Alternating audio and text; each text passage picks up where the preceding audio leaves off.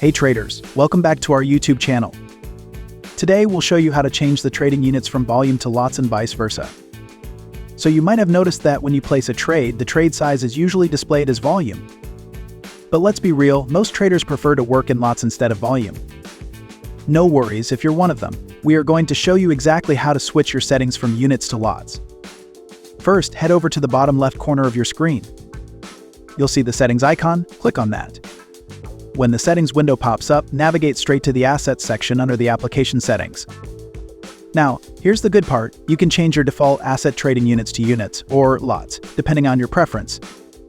And if you want to get even more specific, you can customize these settings by asset class. For example, you can choose lots for metals, oil, and Forex, and stick with units for indices and cryptocurrencies. And that's it, you're ready to trade more comfortably. Thanks for watching. And if you found this video helpful, don't forget to like, share, and subscribe to our channel.